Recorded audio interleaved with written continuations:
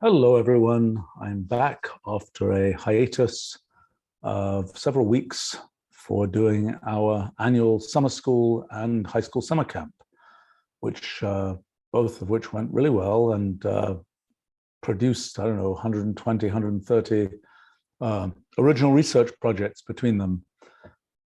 Lots of interesting work, lots of things that I've been wondering about for a while that finally got done. So that's exciting. But now I'm back and I'm going to go on with these live streams. We may be refactoring these a little bit and be interested in people's input. I'm thinking of doing a few more interview style live streams, and I've done several in the past. They be interested in people's suggestions about people that I should interview. Anyway, let's get back to what we're doing here today, which is a Q&A about history of science and technology.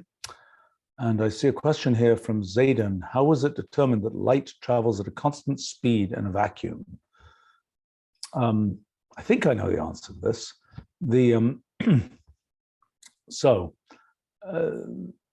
question, one question is, what is light? And there have been a wave theory of light and a corpuscular particle theory of light going back, well, certainly into the 1600s and possibly even much earlier than that. And there have been effects, like Newton certainly knew about kind of wave-related phenomena, like Newton's rings in an oil slick, things like this. And yet there were other places where it seemed like light was more consisted of particles, corpuscles, and so on. So it was not completely clear what the nature of light as a thing was.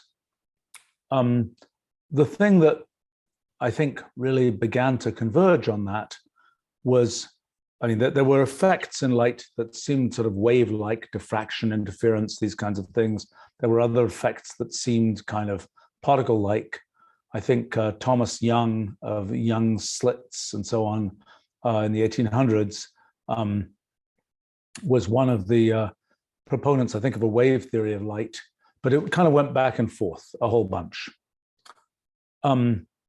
Now, people had measured the speed of light from looking at things like the transit of the moons of Jupiter, and later, I think Fizeau, I think it was, measured even in the 1600s, I think, had managed to measure with sort of a toothed wheel spinning fast, had managed to measure the speed of light on Earth terrestrially. And it was certainly known that the speed of light, sort of getting to Jupiter was comparable to the speed of light on Earth, things like that. Approximate values for the speed of light were known, those kinds of things. What I think wasn't very clear was the following question. If you have sound and you emit sound, sound is vibrations in air, the air is stationary. And if you are a fast-moving thing, the sound you emit can't go any faster than the speed of sound relative to the stationary air, even if the thing you're emitting it from is going quickly. And so that leads to all kinds of effects. But you would expect that the speed of the thing that you emit is somehow relative to the speed that you're going at, rather than being, and if you're going fast, you would expect that sort of, this is confusing, well, so there's sort of the question of, is when you emit light from something or emit sound from something, is the speed that things go at relative to the speed that the thing that was emitting it was going at, or is it some kind of thing relative to some sort of absolute ambient carrier of the waves? Okay, so then we come to the 1860s, 70s, around that time, and James Clerk Maxwell, who is trying to really organize what's known about electricity and magnetism and trying to make systematic equations that describe electric fields and magnetic fields. And what he ended up with is 4 equations that use what we now call vector calculus. Things like the divergence of the electric field is proportional to the electric charge, the curl, Maxwell considered calling curl twirl, but he didn't. Curl of the magnetic field is proportional to electric current, things like this. These are the equations for electric fields and magnetic fields. The idea of electric fields and magnetic fields had really been pioneered by Faraday earlier in the 1800s, and had noted things like, when you see the iron filings arranging themselves around a magnet, you can think of this sort of there being lines of flux that go through the iron filings and define the sort of define this thing that Faraday, who wasn't terribly mathematically oriented, abstractly thought of as a vector field. Then what happened was there was sort of the combination of applying calculus to vector fields and so on, and to fields in general, and that led to things like vector calculus and made it possible to formulate Maxwell's equations as this collection of 4 partial differential equations. Okay, so then, given those 4 partial differential equations, well, one of the notable things is they allow one to have wave solutions. They allow one to have solutions just like the equations for compression in air, the equations for motion of fluids like water and so on. They allow wave-like solutions. So similarly, the equations of electromagnetism allowed wave-like solutions. And Heinrich Hertz notably realized, well, that means you should be able to transmit signals just through electromagnetic waves. And he set up experiments where he had a spark gap that was producing a spark that made electromagnetic waves, and then he could pick up the effect of that somewhere else, the voltage induced by that somewhere else. And that was the first example of radio. And famously, when people asked him, what's this good for? He said, oh, it's just an interesting physics experiment. It won't be good for anything. And of course, radio did turn out to be good for lots of things. And people like Marconi and so on fairly quickly picked it up as an ultimately very commercial kind of concept. But I think the one feature of Maxwell's equations and this idea of propagation of electromagnetic waves, there was sort of the question, what are the electromagnetic waves propagating in? Because what people had seen before was always these examples where waves were waves on water, waves in sound waves in air, compression waves in air, and so on. And they expected that there was some carrier of whatever would be wave-like motion. And so people started talking about the luminiferous ether, the light-carrying ether, and some kind of background thing that would exist in the universe, just like air allows one to have sound waves. The luminiferous ether would fill the universe and allow one to support light waves. And in the 1800s, that was kind of what people assumed would be going on. But one of the predictions of the luminiferous ether was that there should be an ether drift. It should be the case that when you are moving, that there should be a rest frame. There should be just like with air, the air is at rest and you can move through the air and so on, but there is an overall kind of rest frame for the air. And so people assumed that the same must be true of the luminiferous ether. And so then there was an experiment done in 1900 by Michelson and Morley to detect the ether drift, to basically detect the effect of this stationarity of the ether on the propagation of electromagnetic waves, or in particular light waves. And so what they did was to look at the sort of, as the Earth goes around in its orbit, how would that affect, in different positions in the orbit, you would expect different effects of different motion relative to this luminiferous ether. Was there such difference in the propagation of light? Answer, well, no. It didn't. It seemed to go at, in particular, at the same speed, independent of the direction that the Earth was, independent of where the Earth was in its orbit and what direction it was going, because the Earth is going in a circle, so it's going to cycle through different possible directions relative to this luminiferous ether. So that was sort of a big kind of thing. How could it be the case that there was no ether drift if there was a luminiferous ether? But nevertheless, in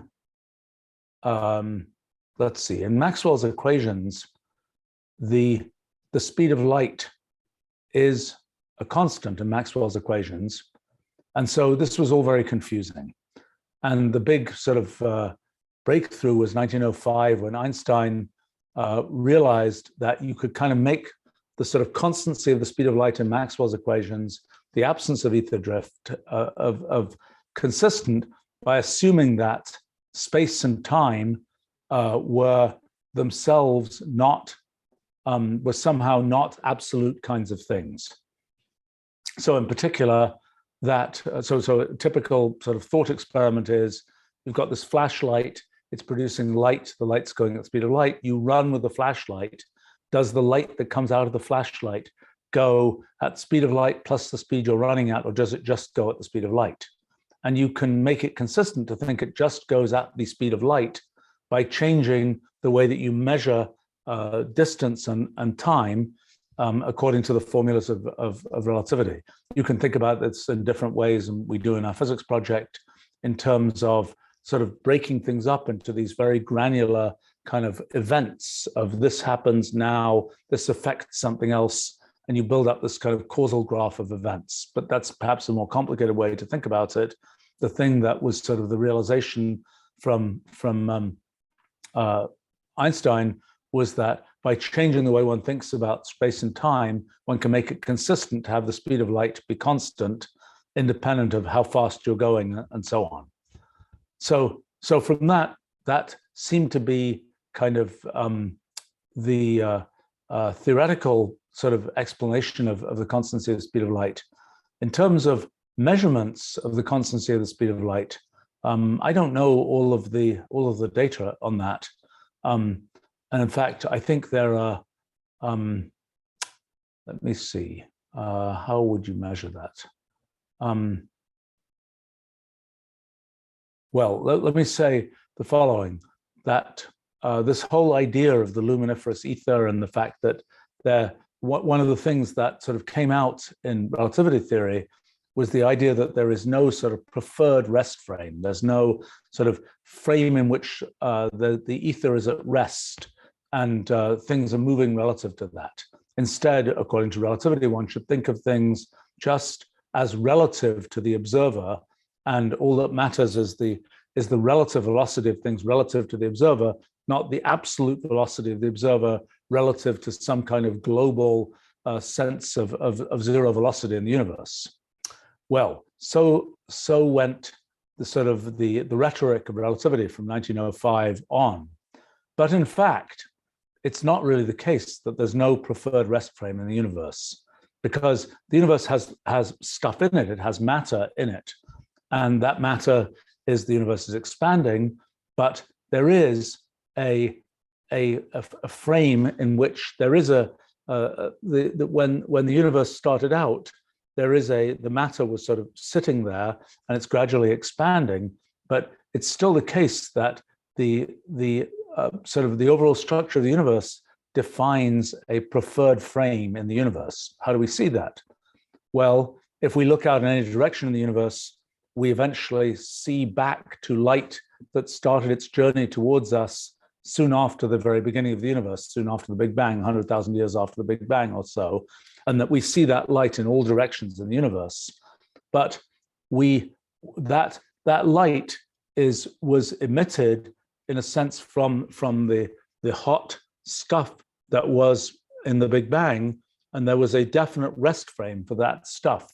And so in every direction in the universe, light is coming to us at about 2.7 kelvins, or electromagnetic radiation is coming at about 2.7 kelvins and it's all how the frequency of that light, the distribution of frequencies is the same. It started off being the same in all directions, but when we observe it, it's not the same in all directions. Why is that? It's because we are actually seeing a Doppler shift. We're seeing the effect of the fact that we're moving in a definite direction relative to this rest frame of the universe defined by the original matter, the material that existed in the Big Bang. So in fact, it is the case that we're moving at about 1,000th of the speed of light relative to the rest frame of the universe. So this idea that there is no sort of fixed ether that is sort of defines a rest frame for the universe, it's not really true. There is a fixed definition of the rest frame of the universe defined by the original structure of the Big Bang.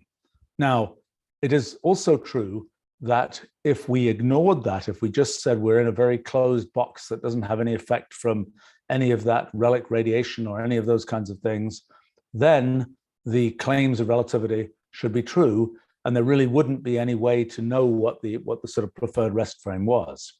Well, of course, there's another little footnote to that, which is in quantum field theory, there are continual vacuum fluctuations, and there's also a preferred rest frame for those, which is defined in a slightly by this sort of rest frame of the universe. And it gets even more complicated when you start talking about quantum gravity. When you look at our models of physics, it actually gets somewhat simpler again. And once again, there is in some sense, a preferred rest frame for the universe.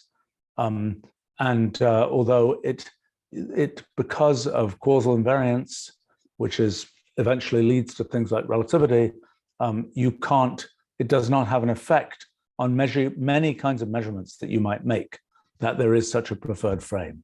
So anyway, long-winded answer to this question about the constancy of the speed of light. I think it is the case that the idea that it's truly independent of the speed of the emitter and other kinds of things is something that is to an incredibly high degree of approximation true, and is theoretically true in a true vacuum. But there isn't actually a true vacuum in the universe. There are quantum fluctuations everywhere, unless you're in a sort of a box that excludes it. You have the cosmic microwave background, and those things will define a preferred rest frame and will induce a tiny change in the effective speed of light. By the way, things get even more complicated when you start thinking about the speed of light in the very early universe. And for example, in our models of the early universe, we think that the effective dimension of the universe was much larger than 3. And that kind of one way of parameterizing that is to imagine that we have much larger or possibly infinite speed of light in the very early universe. So it can be a complicated thing what the effective speed of light is. And by the way, even in our current universe, our models expect that there may be dimension fluctuations, and those again have a bizarre effect on the notion of what the speed of light is.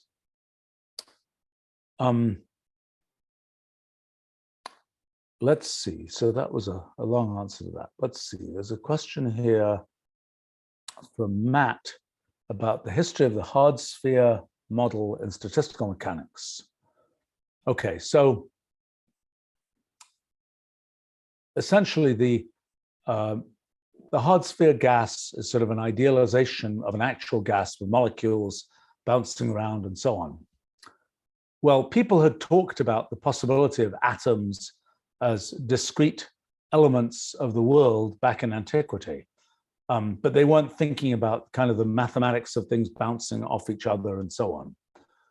I don't think that in the time of Newton and so on, when the laws of mechanics were first being discussed, I don't think there was a big intersection with a corpuscular theory of matter at that time.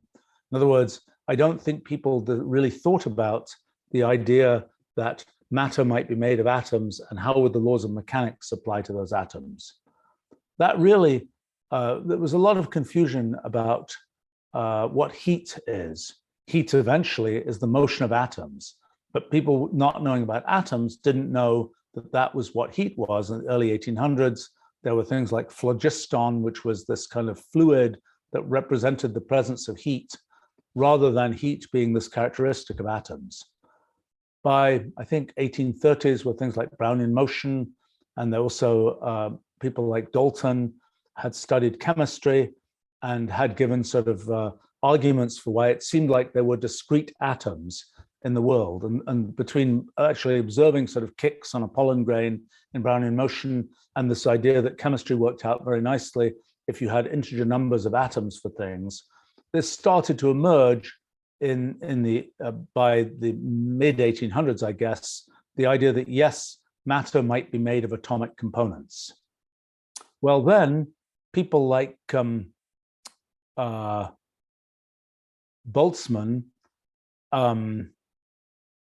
let's see, were there precursors to that?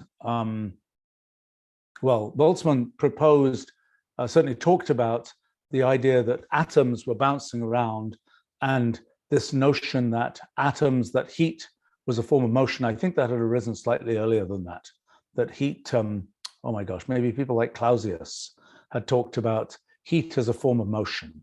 The idea that heat was not this fluid, but instead was the representation of the motion of atoms. So Boltzmann kind of actually wrote down equations that represented things like collisions of atoms and things like this. Meanwhile, Maxwell, I think there was a prize being given for an analysis of the rings of Saturn, and Maxwell entered that prize, and I'm not sure he won, but anyway, I think maybe he came second. But he, as part of sort of studying what the rings of Saturn might be in little particle-like things, although bigger like grains of stuff, studied this question about collisions between things and the effect of collisions, and derived the Maxwell-Boltzmann distribution, as it's called, which gives the typical velocity of particles that are colliding with each other. So typically it's e to the minus velocity squared, well, v squared times that is the probability that you get a molecule of a given velocity in a gas. And that's derivable by knowing that these molecules are bouncing off each other and colliding. And it's derivable as kind of an aggregate fact.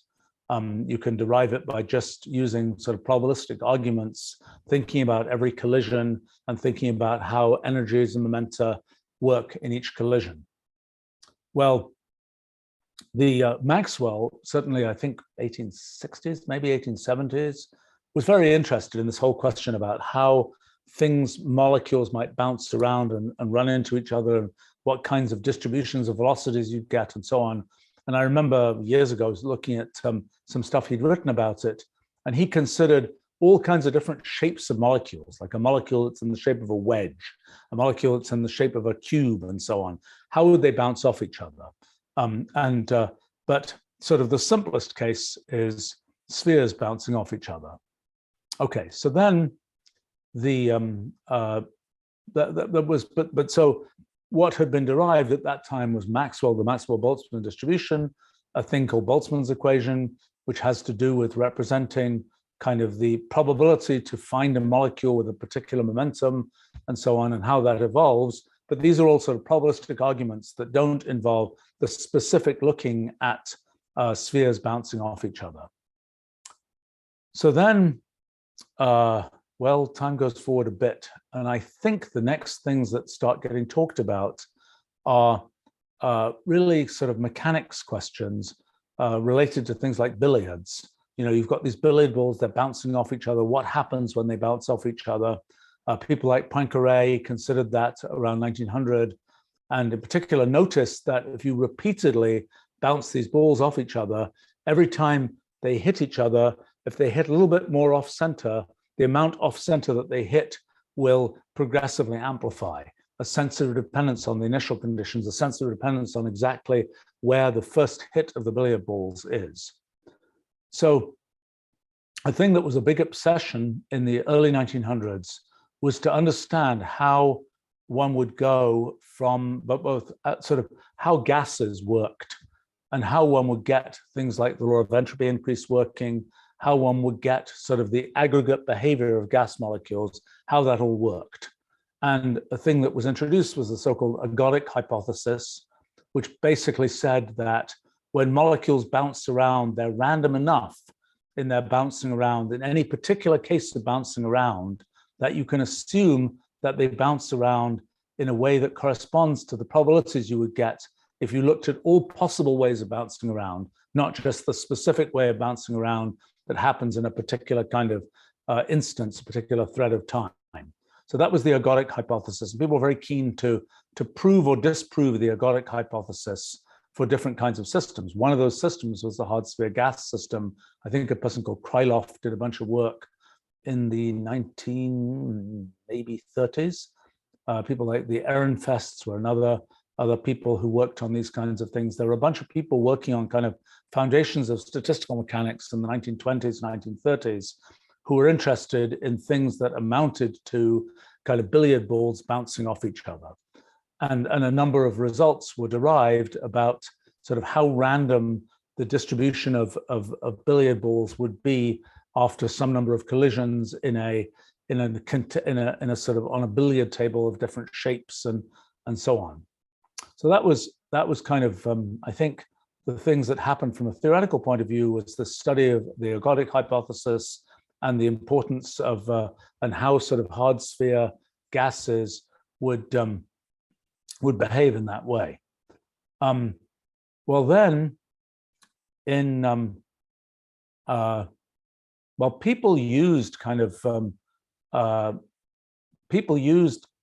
things like ball bearings as kind of analog models of lots of kinds of things. Like people were interested in liquids, for instance, and people then thought about, well, if you just got a bunch of sort of ball bearings and smooshed them together, what configuration would you get? Or more to the point, if you got a bunch of non-rigid ball bearings and smooshed them together, what configuration would you get? How would that correspond to, for example, the configuration of biological cells and tissue? How would that correspond to the position of molecules in a liquid? These kinds of things. That was stuff that was of interest in around 1960 or so. Quite a lot. People like Bernal and a bunch of people studied those kinds of things. So those were sort of analog examples of hard sphere, quotes, gases, but the hard sphere system. Then computers came into the picture, and there started to be computer simulations of hard sphere gases or something like it.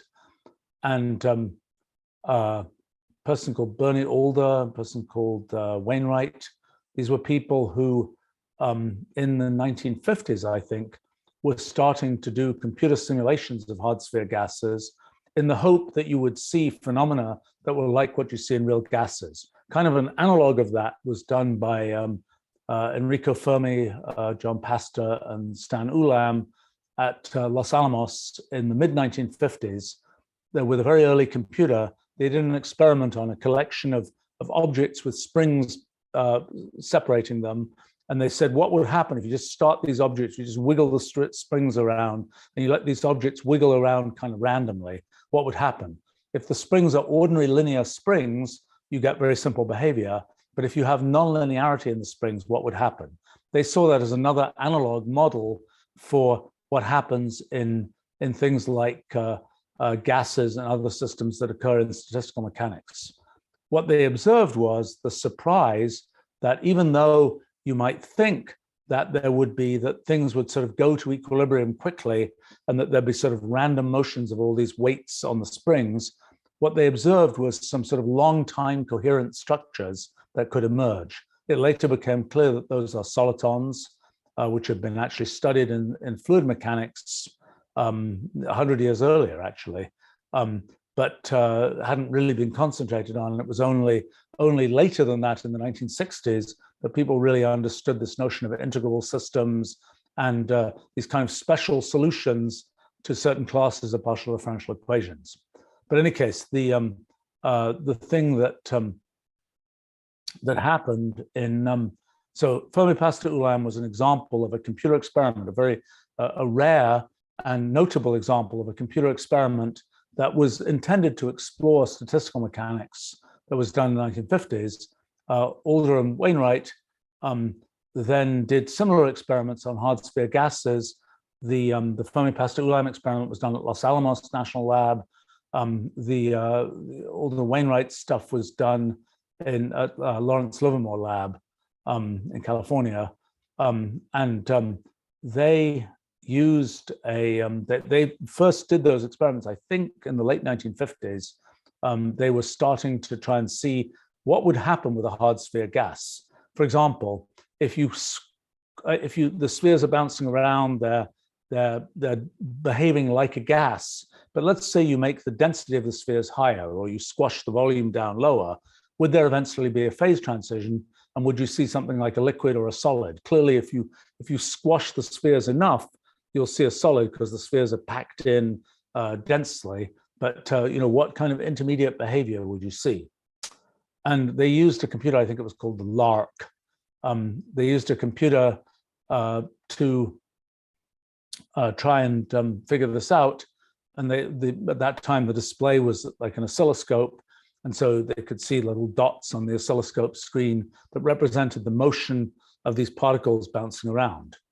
Now, actually, in my own little intersection of my own history here, one of the places where the sort of in the end hand redrawn frames that came from this photography of the oscilloscope screen, there was sort of these pictures, sort of a movie strip representing the sort of motion of these of hard spheres and so on, and that was sort of a good example potentially of statistical mechanics and of things like the law of entropy increase, the tendency of these spheres to get sort of more and more randomly distributed around a box and so on. Well, that example wound up on the cover of a book. It's part of the Berkeley Physics series. I think it's volume 5 of that, about statistical physics, statistical mechanics. And that was a sort of standard undergraduate physics textbook series produced in the 1960s. Okay, what's my intersection with this? Well, the statistical physics book had this nice green book. It has this cover that has this sort of film strip that shows this kind of behavior of supposed behavior of a hard sphere gas as computed by this Lawrence Livermore computer as part of this tradition of thinking about hard sphere gases. Okay, so my intersection was that 1972, when I was 12 years old, long time ago, I was like trying to learn physics. And so I got this whole collection of college physics textbooks, including this Berkeley series of physics books, volume 5 of which had this lovely sort of film strip picture of the behavior of these hard spheres, supposedly in something like an idealized gas.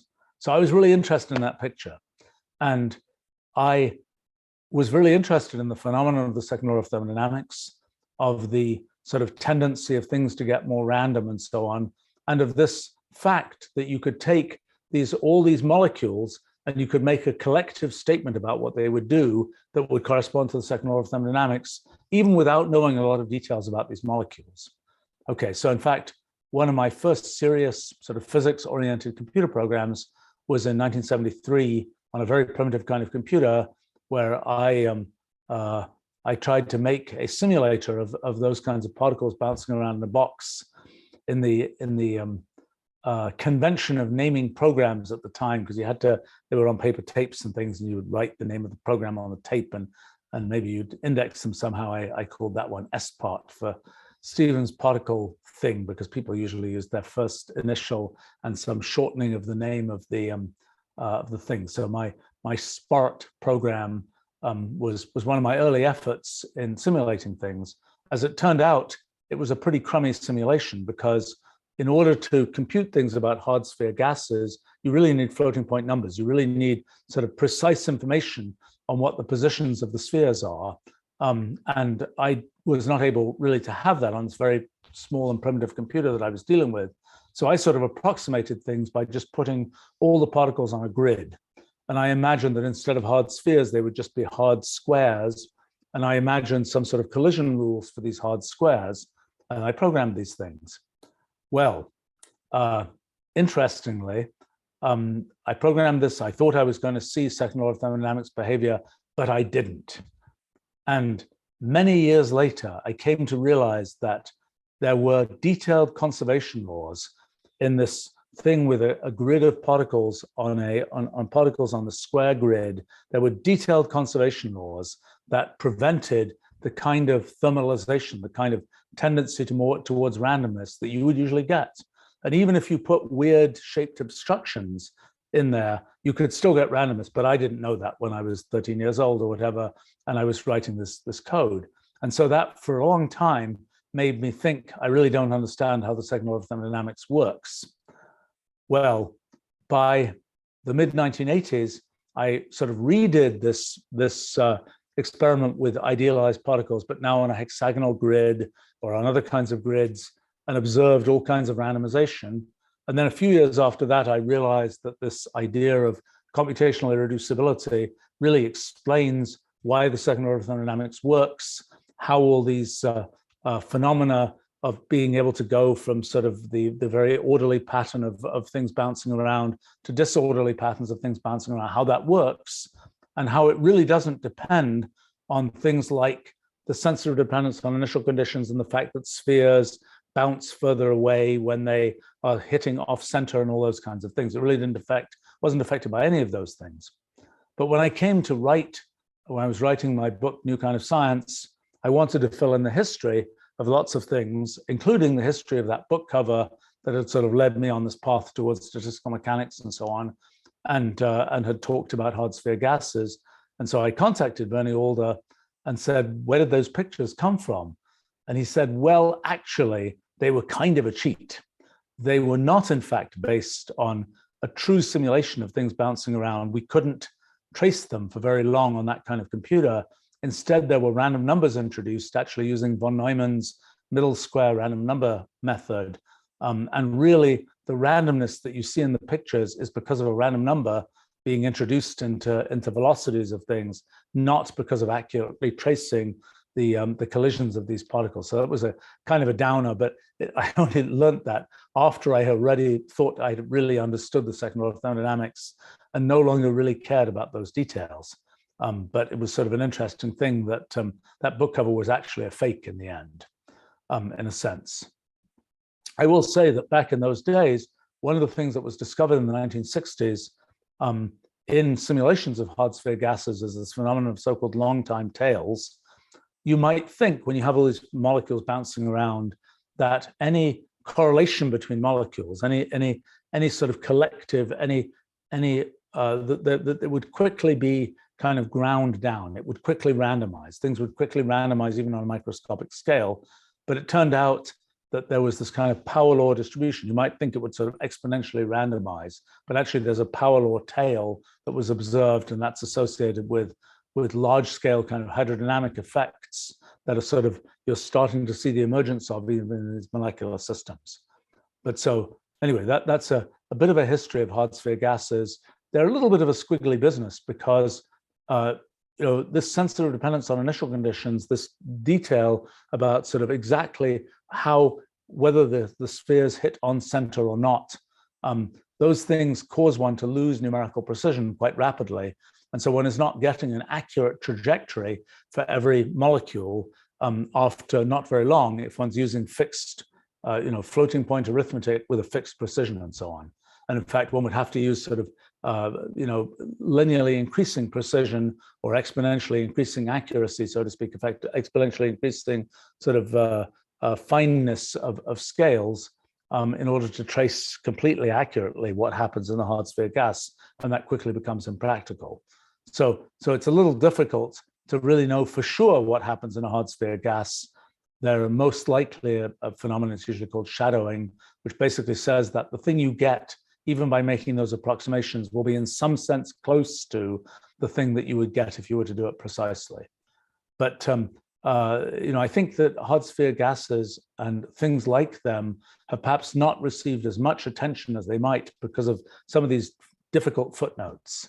Now, I would say that there are these cellular automaton systems, like the cellular automaton fluid system that I made up in the mid 1980s, that kind of avoid all those issues by having really discrete elements and being able to have sort of discrete collisions that one can treat precisely. So anyway, a little bit on the history of hard sphere gases. Oh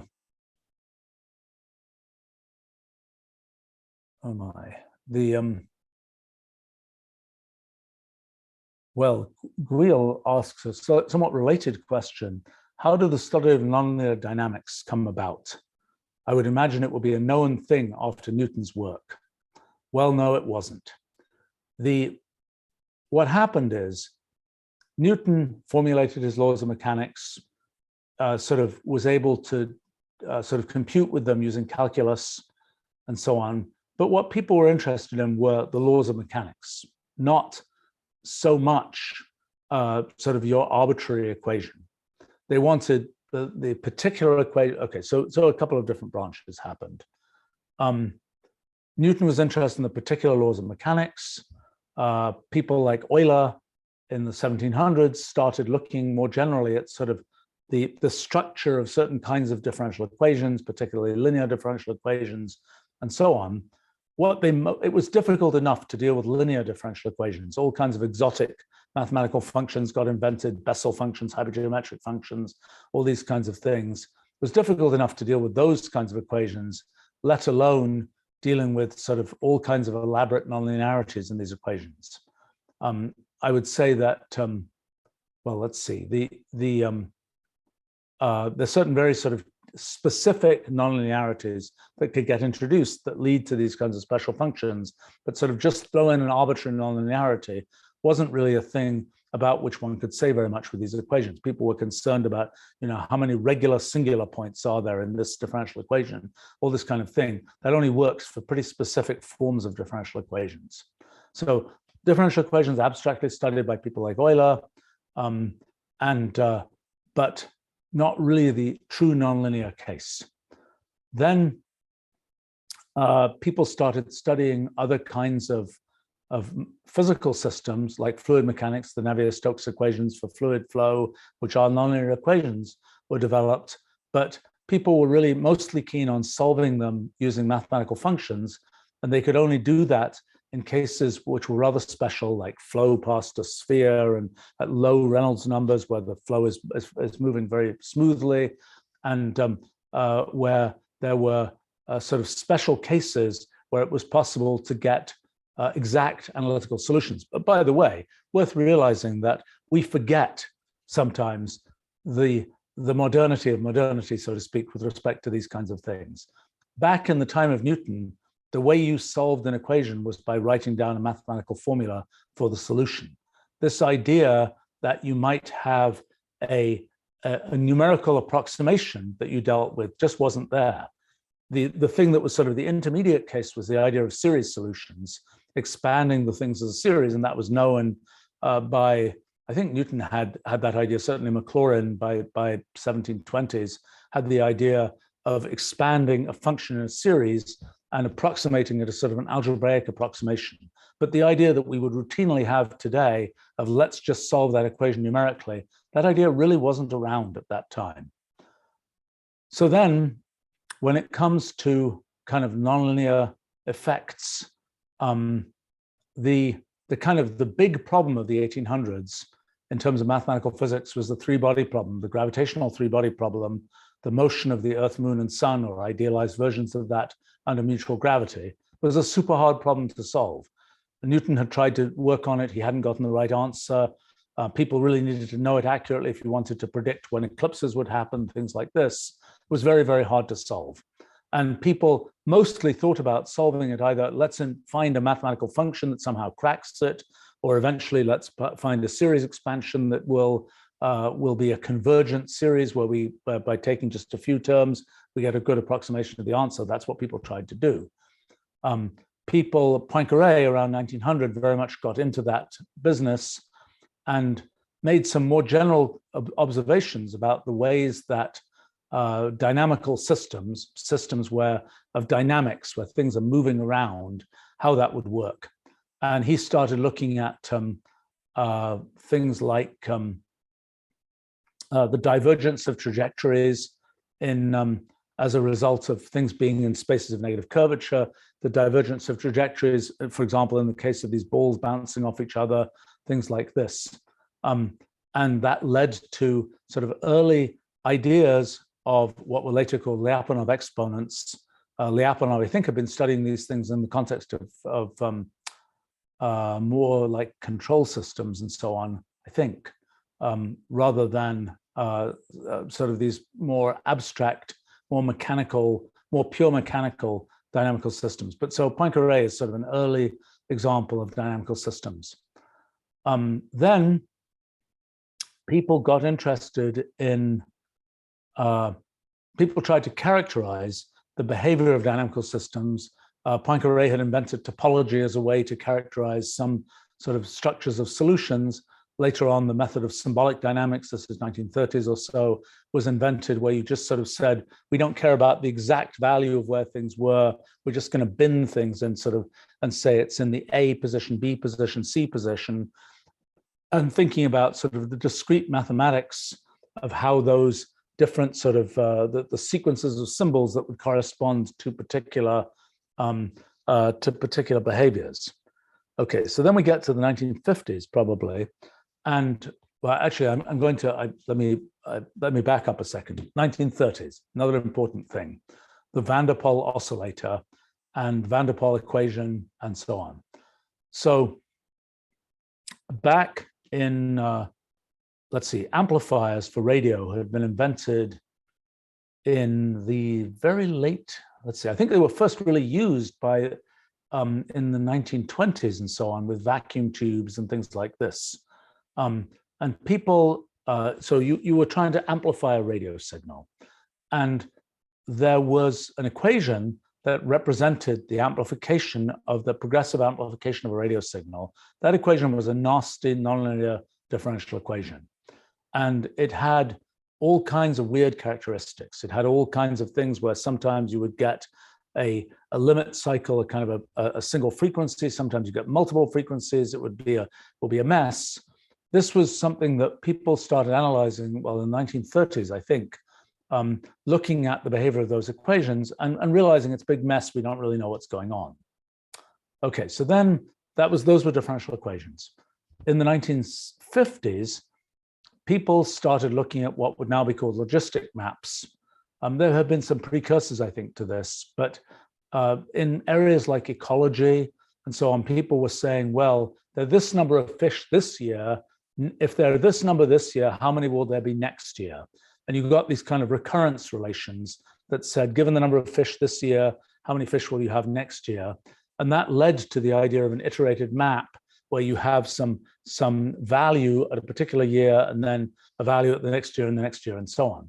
Now, this idea of iterations like that had been invented for integers back, well, Fibonacci had talked about that in the Fibonacci series around 1200 AD.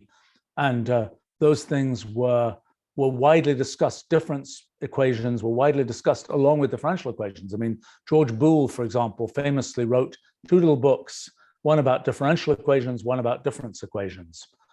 Actually, when we were putting difference equations, recurrence equations into Wolfram language, I don't know, 15, 20 years ago now, it's sort of notable that we were still using Boole's book on difference equations.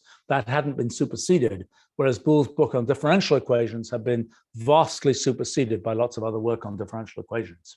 But anyway, so this idea of iterated maps of real numbers didn't really, I think, emerge until pretty much seriously until the 1950s. And by in the 1950s, there started to be some pure experiments on it, and people started noticing, oh, there are all kinds of interesting effects and so on. Those were things that showed up. Now, another big thing in nonlinear dynamics was Lorentz equations, 1962, Ed Lorentz, in sort of a simplification of the equations of meteorology, a modal truncation, just looking at kind of just thinking about things as the first sort of three sine wave levels or something of motion of air in the atmosphere derived this set of equations, which were the Lorentz equations, which have this feature that they have sensitive dependence on initial conditions. They show complicated behavior. By the way, those two things are not necessarily related. People kind of got very, very confused about the fact that the reason there's complexity in the solution to the equations is because there is sensitive dependence on initial conditions. That's not really right. You can have sensitive dependence on initial conditions and have very simple behavior. You need some kind of dependence on initial conditions to get complicated behavior, but the complicated behavior can arise even when you don't have precise real numbers where you can discuss meaningfully that kind of sensitive dependence on initial conditions. That was sort of the discovery of mine in the 1980s with cellular automata and things like that, that you could get sort of complex behavior even without having sort of real numbers and having this idea of, oh, we're excavating digits in the initial conditions, which is sort of the one of the mathematically analyzable parts of things like the Lorentz equations. So in any case, the sort of the notion of dynamical systems theory kind of started to emerge. One of the big results or ideas was that usually you have one of these differential equations, you keep it running for a long time, it'll either go to a fixed point, it'll just have, everything will just go to a fixed value, or maybe it'll make a limit cycle where you are continually sort of circling around a series of values. That's what happens, for example, the predator-prey equations, the Lotka-Volterra equations, which I think came from the 1940s, if I'm not mistaken. Those have those kinds of behavior. But there's another kind of behavior that shows up in some of these equations, which is what got called by the 1960s, I guess, a strange attractor. An attractor, something that all the solutions of the equation kind of are led to, but it's a strange attractor in the sense that it's not a fixed point where you're just going to one point or a limit cycle where you're just cycling around. It's something where something much more complicated happens. And something like the Lorentz attractor shows a strange attractor. Lorentz equations produces a strange attractor, so does the van der Waals equation, although it wasn't analyzed until later. But these kinds of things, the occurrence of these kinds of strange attractors and their analysis, that really got started seriously in the 1960s when people could do numerical simulations, they could actually solve the equations and make pictures of these things, and so on. And then I would say dynamical systems theory, this notion of symbolic dynamics that had been introduced in the 1930s, that sort of became much more sophisticated for analyzing dynamical systems in the 1950s and 1960s, 1970s. Then the other thing that happened was this notion of complex dynamics, of being able to do things where you're iterating a complex function, where you say z goes to z squared plus a constant, for example. The analysis of that had been started by people like Julia and Fatou back in around 1900, but it hadn't really gone very far at that time. And that whole thing sort of got reinvigorated by looking at iterated maps, and particularly Mitchell-Feigenbaum's discovery in 1976, I think, that of universality in the period doubling in iterated maps. That kind of gave one a sort of quantitative way in to these very nonlinear systems, these systems where it had not really been possible to use sort of standard formula-based approaches. It gave one kind of a way into that, and so that increased the popularity quite a bit with these things. So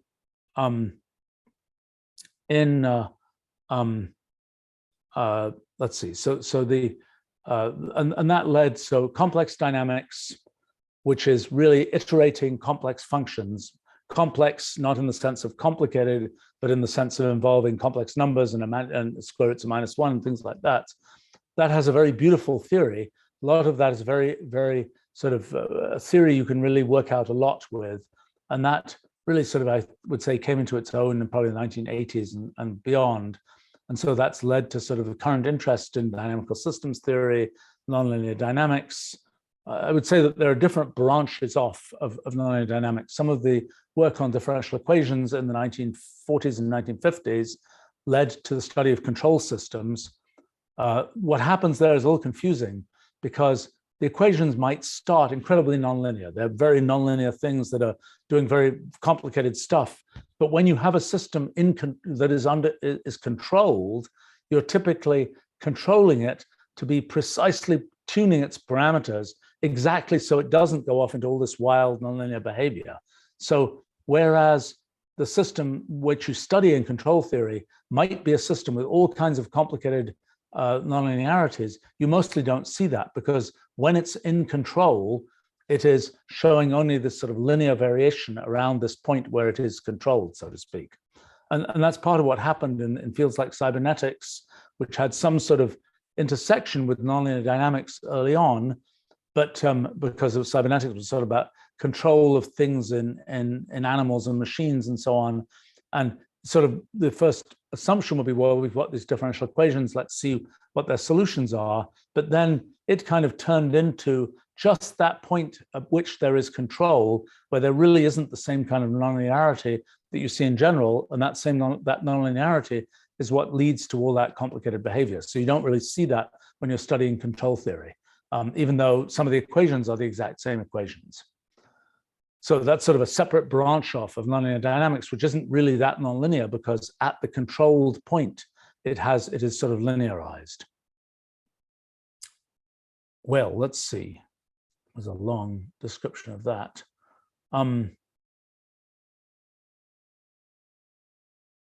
Let's see. All right.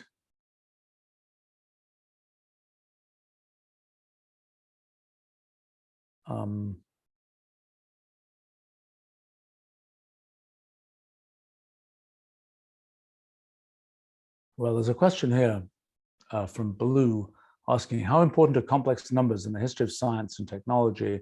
Would the current state be possible without them? You know, complex numbers were really introduced by Cardano around 1500 as necessary technology in solving cubic equations of the form x cubed, you know, x to the 3 plus some x squared plus whatever. Solving equations of that form actually forced both negative numbers and complex numbers to be taken seriously.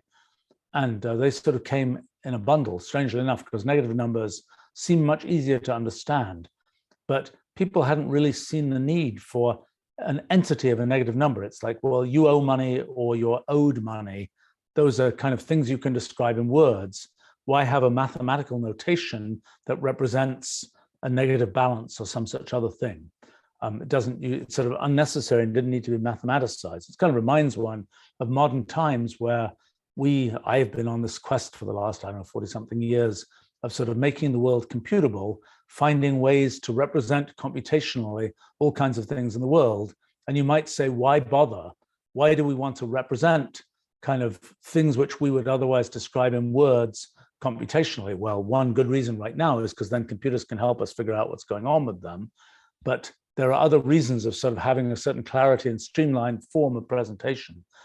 You could have asked the same questions back in 1500, where people were debating, were negative numbers worth having?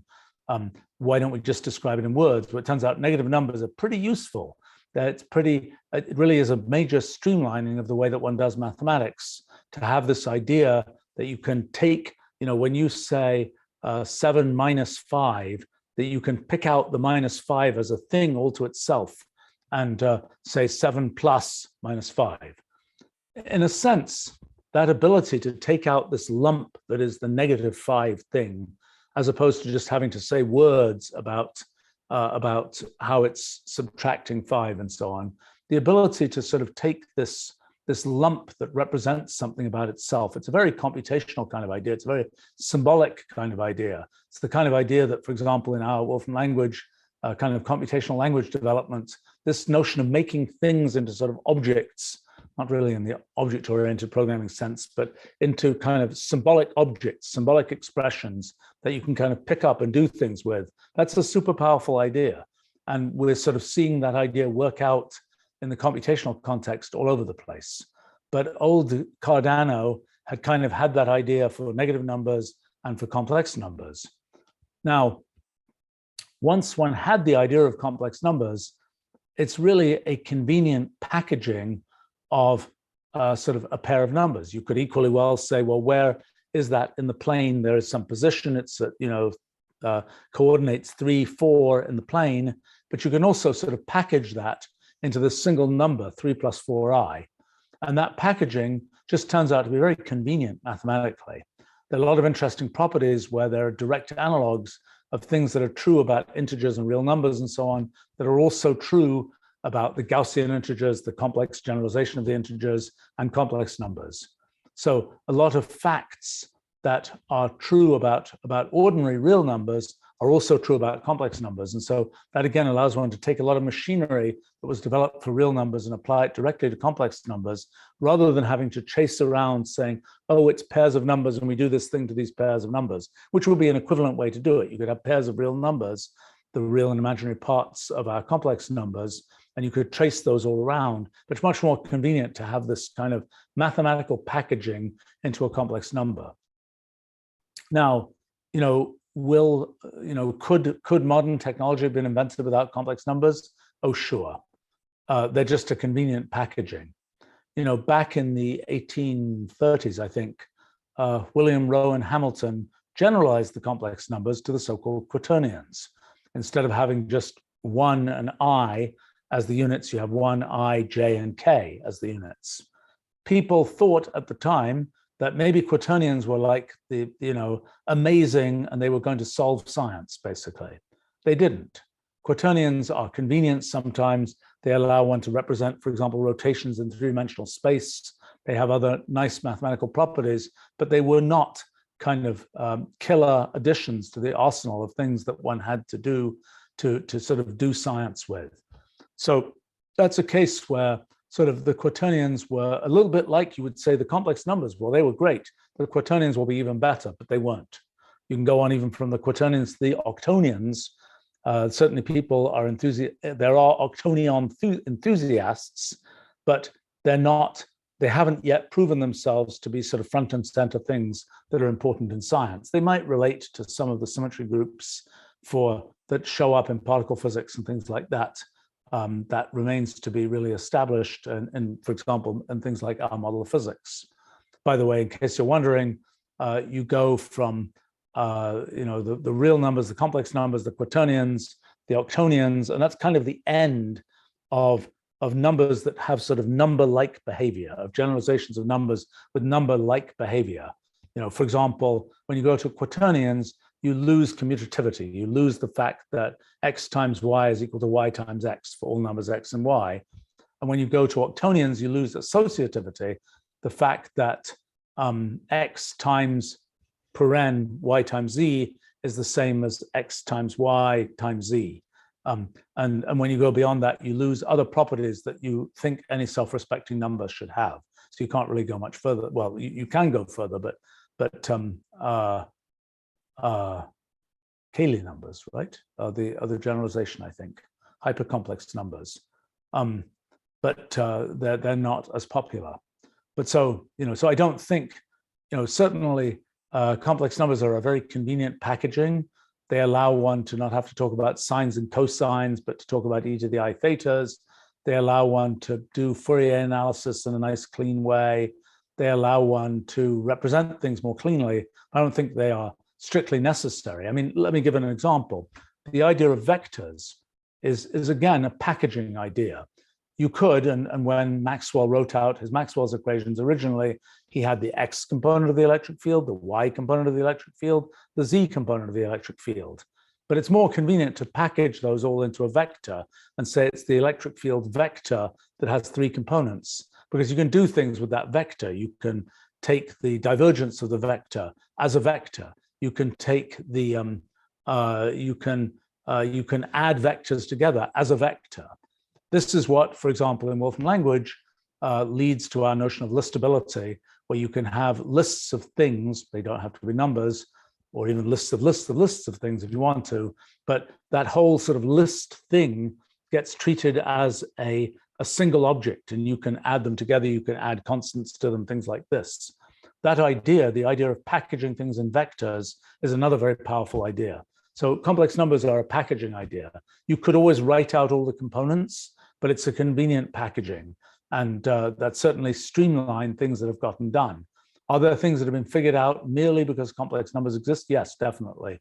In fields of mathematics, there are definitely places where sort of the thinking in terms of complex numbers is important. This is why, for example, computational language and thinking in terms of sort of the computational packaging of things is important to let you think about things in different ways. And sort of complex numbers are a very, very, very junior example of that from back in the 1500s. I think I need to wrap up soon. Maybe one more. Well,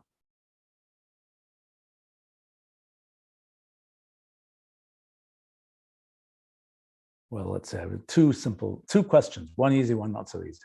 Aaron asks, have you ever seen cellular automaton-like objects produced by a Jacquard loom? So the Jacquard loom was a very good early example of automation. From 1800, it was a weaving loom that was weaving fabric, and people wanted to weave patterns in the fabric. And Jacquard invented this idea of using punch cards, where the punch cards would determine where the needles would kind of weave next. And so from 1800, this idea of punch cards started up, and that allowed one to have these very elaborate patterns that could be sort of produced on in weaving, so to speak. So that was kind of the idea. Now, needless to say, you could, if by the time you have a computer in the loop, you don't actually need the punch card. You just have a computer directly generating the instructions to move the needles how you want to move them.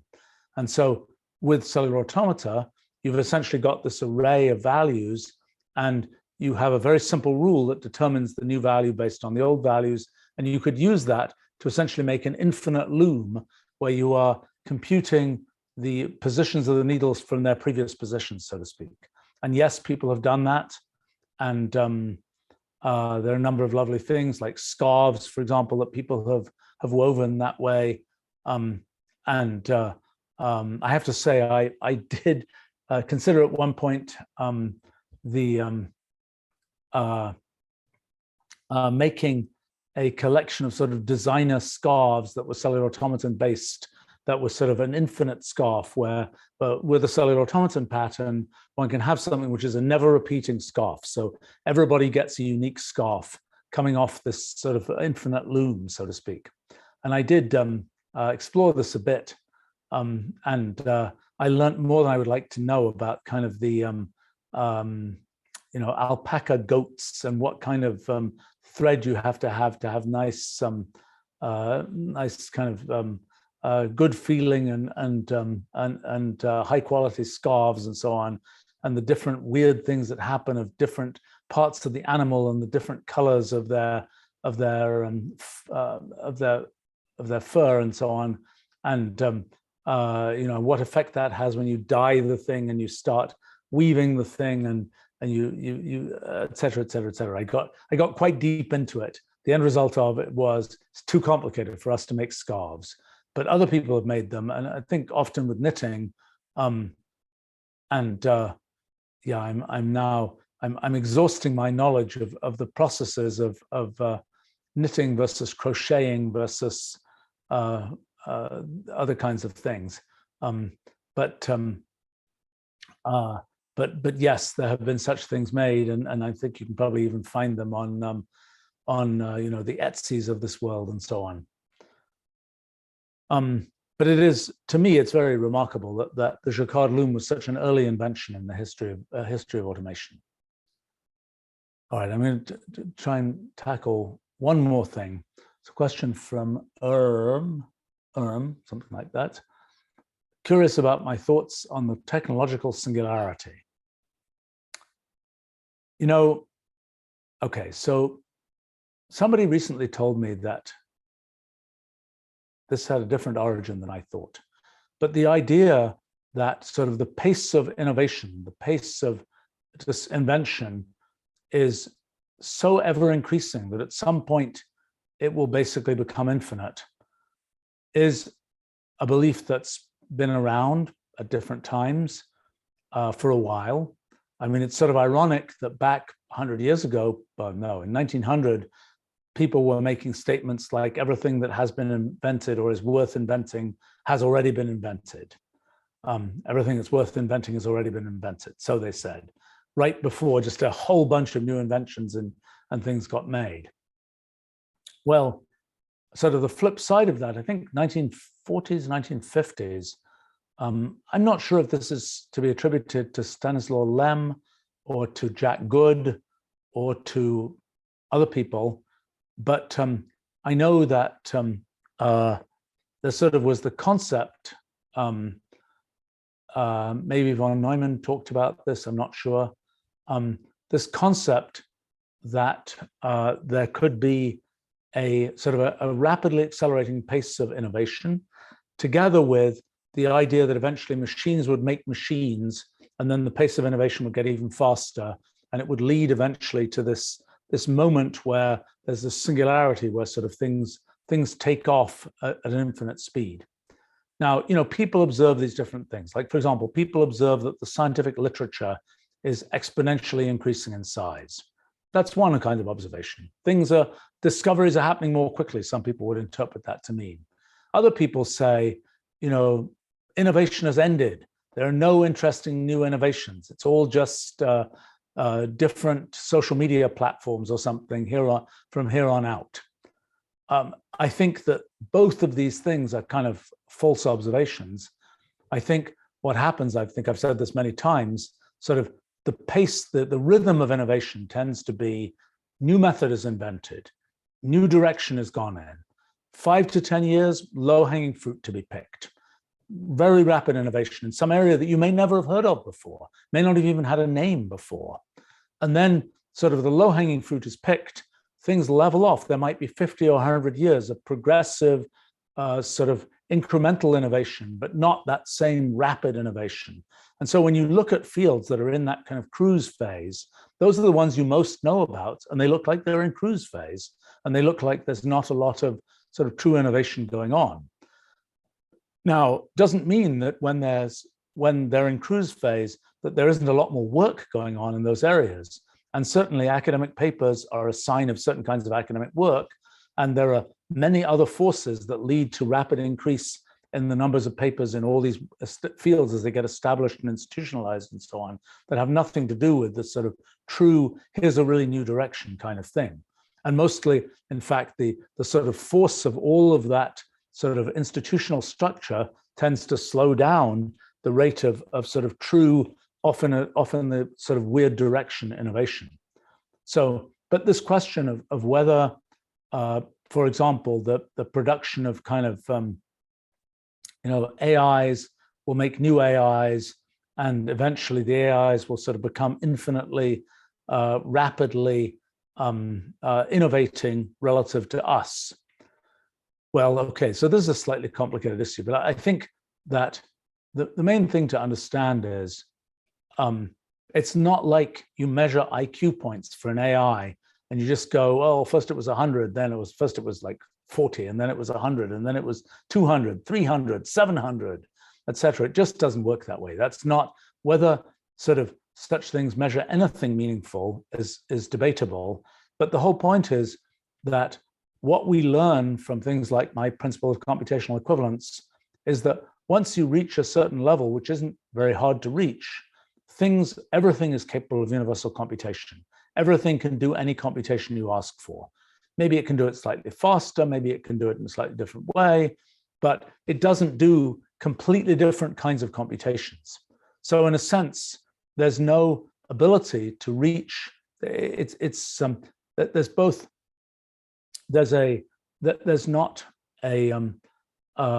not the case that you kind of suddenly get into this area where you're sort of infinitely able to do computations. I think that, well, let's see how to think about this. I mean, there will certainly be singularities in the future of history, so to speak.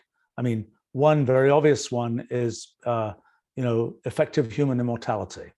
You know, right now we measure time in part in generations and in human lifespans, and when, and I say when, not if, those become effectively infinite, that will really change the way in which one thinks about time and the way in which one thinks about sort of the rate at which things happen. I think that this question of whether there will come a point where sort of there's infinite rate of innovation relative to what we humans do. Well, here's the thing: it is very easy to get very rapid innovation. The only problem is we don't recognize what it is. So, when you look out at little programs out in the computational universe of all possible programs, it's very easy to go and grab a program which does really interesting things. Well, it does really complicated things, but what is it doing and why do we care? We don't know. In our modern view of the Roolead, the kind of entangled limit of all possible computations, what we're doing by kind of going out in and just going sort of sampling that program out there, it's like we're jumping through Rooleal space to some other place in the Roolead. We live in this particular local region of Rooleal space where we kind of have a certain way of understanding what's going on, but we can jump to other parts of Rooleal space where all sorts of complicated things are going on, but they're just not related to the things that we understand from our experience in our region of Rooleal space.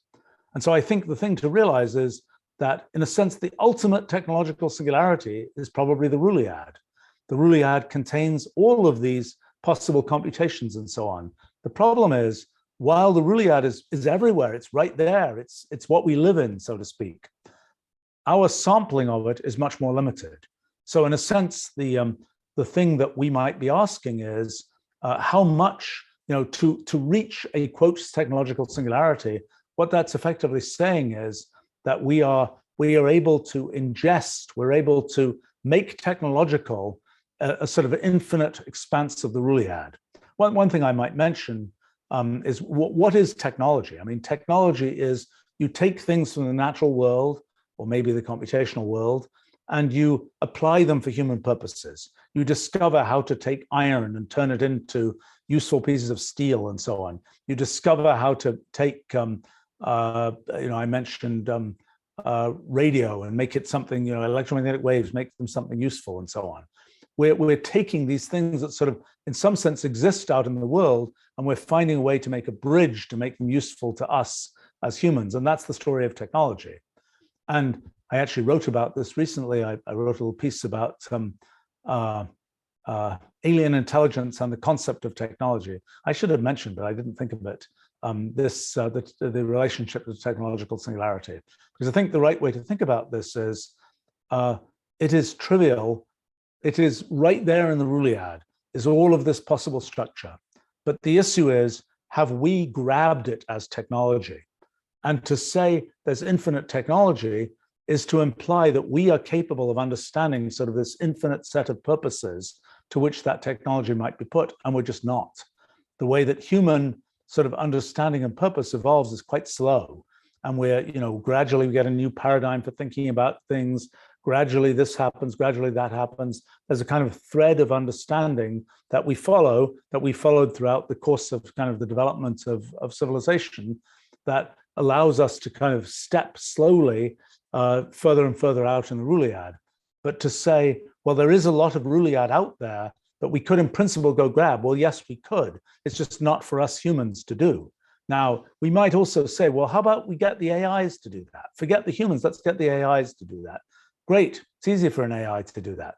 It's easy for us to do kind of Rooleology and jump out and go find, these pieces of Rooleal space that we can do things with. The problem is they don't connect to what we humans care about. And so we might call it, it might be that we're sampling lots of the Roolead, but it isn't technology in the sense that we humans mean when we say technology, because technology presumably is something useful to us. We can see all kinds of elaborate computations going on. The AIs could do all kinds of elaborate computations. It's easy to get an AI to do elaborate computations. The issue is, are they computations that we care about or understand? Or sometimes we can understand the result. In a machine learning system, we might know the result is it identifies the images, even if we can't trace through how did it identify the image.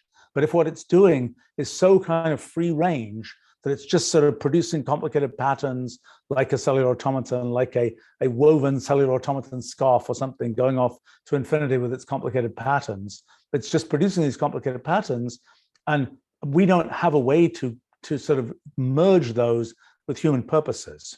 I might say that kind of my life work of building our computational language, Wolfram language, is a story of trying to merge the computational with sort of what is human understandable and human purposes.